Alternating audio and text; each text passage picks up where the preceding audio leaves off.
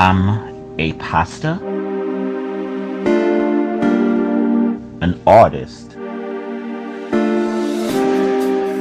an author,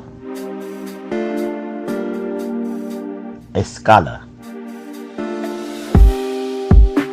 and a conversation. Welcome to ChatFest with Kenneth.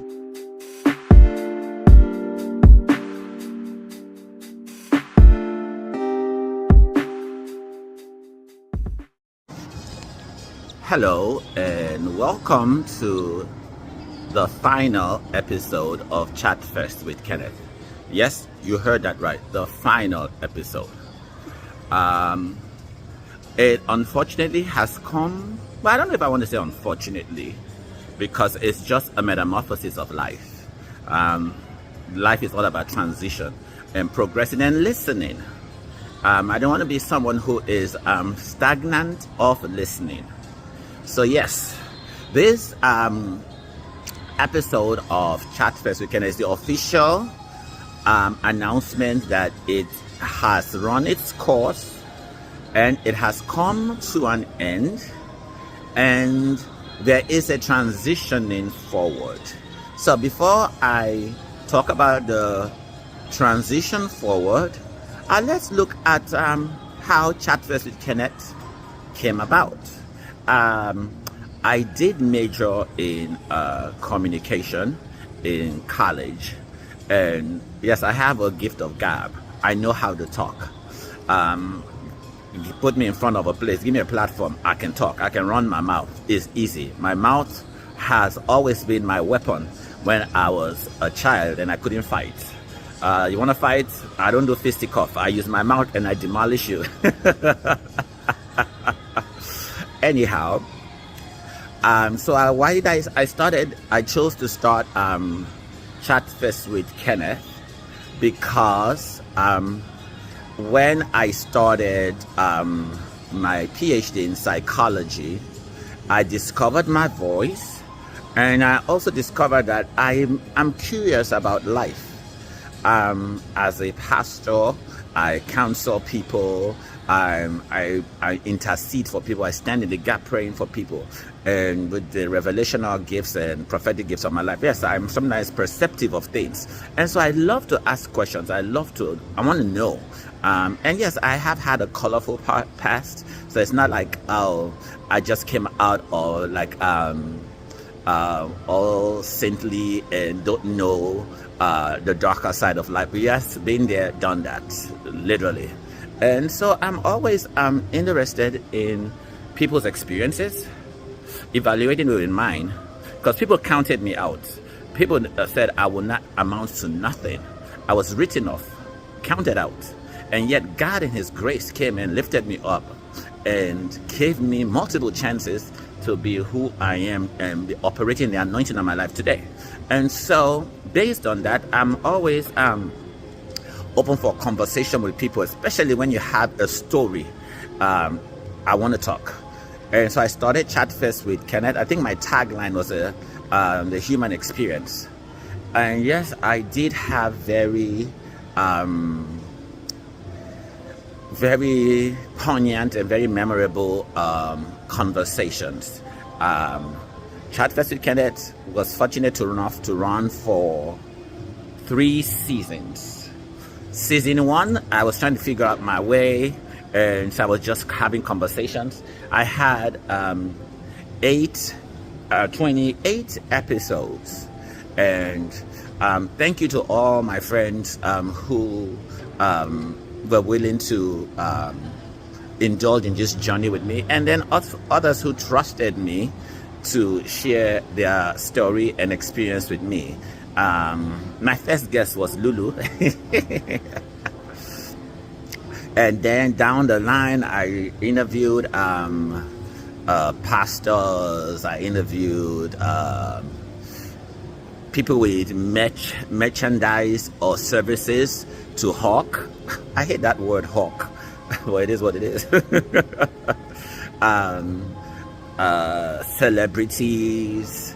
I'm not a big celebrity person, so I didn't go chasing celebrity. I could have interviewed some celebrities, but I'm not into that whole culture of, oh, I want to be a fan and throw myself on the floor so you can, no, get out of here. So I didn't do that. I will reach out to you, and if you say yes, I'll reach out to you. And then if you start playing stunts and games, I'm like, get out of here. You know yourselves, you know who you are, and the stunts that you played. And did I chase you down? No. So season 2, I had 19 episodes, and actually that turned out to be the hardest season, because it was schoolwork. The workload of school was beginning to weigh heavily, and not only the workload of school, just my whole life, it just seemed like there was so much pressures and weights that required my attention, and I didn't have time to begin to indulge in a side gig of talk show. It was just like, ugh.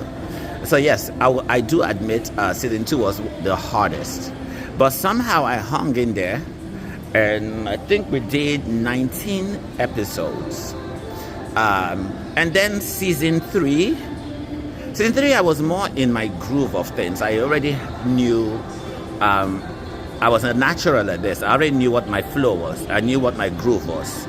I knew how to just go with the flow and not really concern myself with perceptions and impressions and all. And then culture and cuisine popped up in the horizon. For season 3, I did 11 episodes, and by then I knew my passion had morphed. My creative juices had shifted to some other creative venture, and that's where culture and cuisine comes up on the horizon. So yes, I have had 3 seasons, and I have playlists of it on YouTube. So if you want to explore the different episodes from season 1 to final season, it is on my on the playlist on my channel, on my YouTube channel. So how did culture and cuisine come about? And what is culture and cuisine? Well, culture and cuisine is the new venture that I am dabbling into. I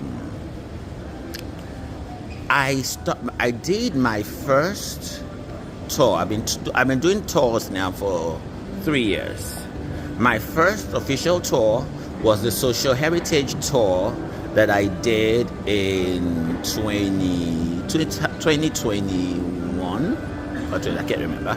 And I toured 14 different cities in Nigeria.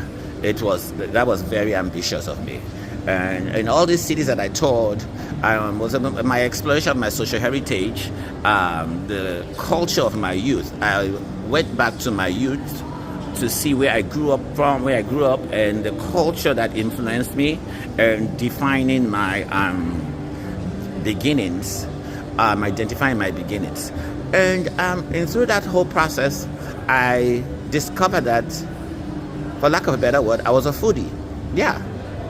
I enjoy eating because eating it's fun, especially when you're eating something that's delicious. I enjoy it. I'm not gluttonous. I don't use food to numb myself. I'm not using food to pacify some emptiness. No, I just enjoy food. And so if I'm going to eat, why not eat something that I like? Why eat some stupid food that I don't like just because my stomach was growling? No, my stomach can learn to shut up until I get good food to eat. So I discovered that while I was eating food, exploring different palatable cuisines and restaurants, and I was making videos of it on my journey, people started telling me like, oh, you should do a podcast about food. And I was like, nah, I'm not first of all, I don't like cooking. It's too domestic for me. I don't like being in the kitchen slaving away, and then you do all that work and then you just eat it up and it's gone. So where's all this work that I did? No, I'd rather pay somebody else to do it. So I didn't think much of it, so I didn't pay attention to it. Then the following year, I went to Nigeria briefly for about 10 days, came back, and I think for that 10 days I did do a mini tour again. I went to like probably 4 different cities again. There were me eating in restaurants and all. People said the same thing, and I didn't really give much credence. And I think later, in the latter part of that year, I went again. So yeah, I went twice in that year to Nigeria. Did my usual tour again, came back. And then this year, I went to Europe. Hadn't been to Europe in a minute, like really, not like transiting, but like really experiencing Europe. So I went to Europe and I was in London. And I really went to different places in London. I went to restaurants. I was trying different foods, navigating my way all over the place and doing my videos. And another person reached out to me again. And yes, I'll mention his name. Dr. Tim, the Vice President of the Israeli Association of Washington, D.C. He happens to be a pastor. He reached out to me and he said he was praying and the Lord dropped this thing in his spirit. He actually had a prophecy. And so he called me and he really was prophesying things. And I was like, okay, this is serious. And the funny thing was, as he was speaking, my spirit resonated with what he was saying.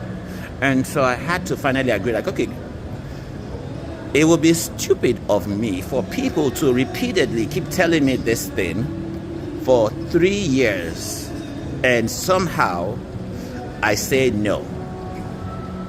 But I didn't know what direction, what trajectory I wanted to go with it. Like, what do I want to do? Film myself eating. And I do realize that a few years ago, I noticed that when I would post reels on Instagram about me eating, it would get thousands of views.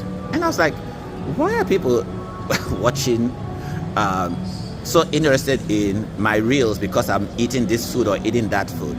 And I guess I didn't want to get stereotyped into being food. And so I stopped posting videos of me eating. Because I'm like, I post videos of other things. It doesn't get that much view. But then I post videos about me eating and suddenly everybody is getting thousands of views. And so I stopped posting videos of me eating. So it was interesting that fast forward to this year, I think I went in August. Now I have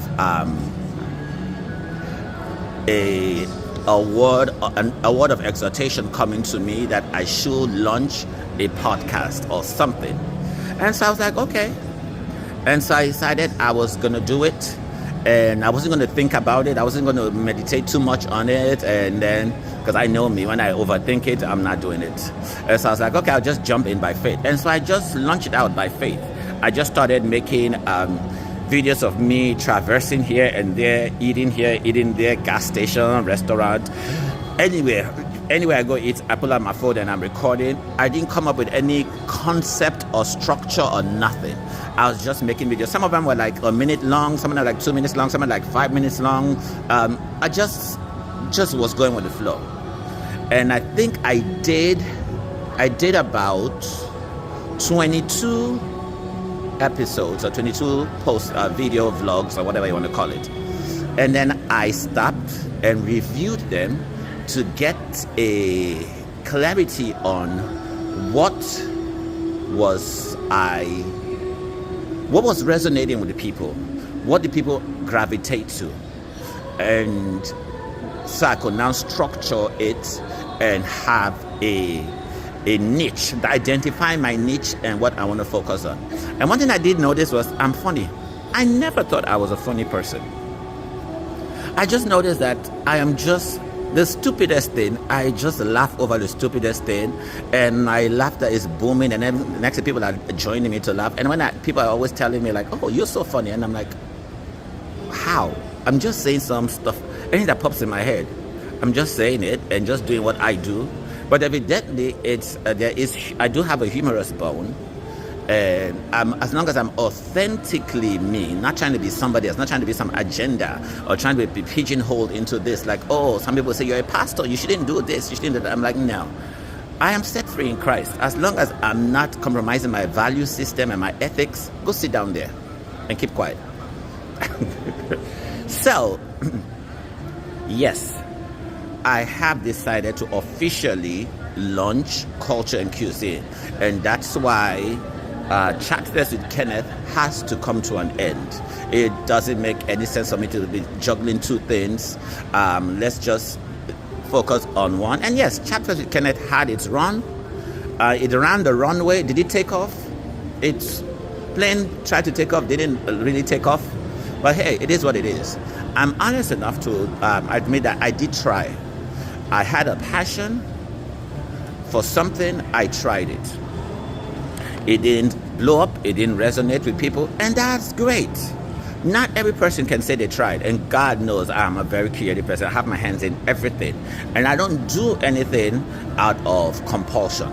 I'm doing what I do because I'm passionate about it. I make music, I write books, I'm a PhD student, I'm a counselor, I'm a pastor, I have my ministry, I have non-profit organizations I run. I'm always trying new things. And so now I'm going into the podcast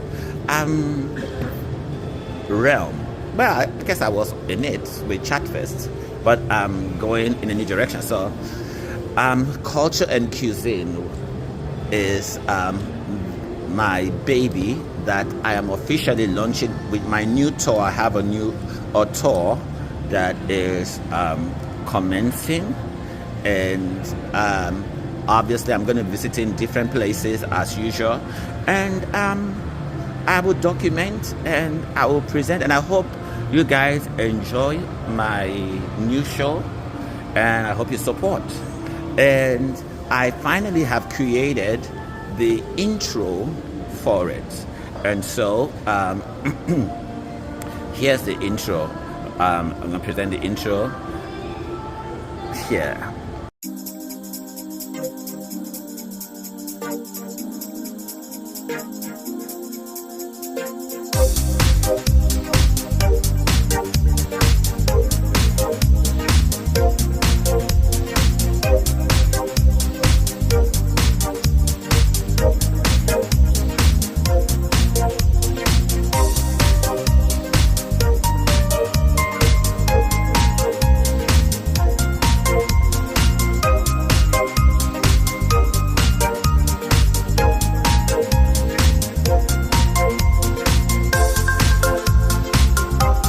Welcome to Culture and Cuisine, your ultimate podcast where food meets culture and relationships.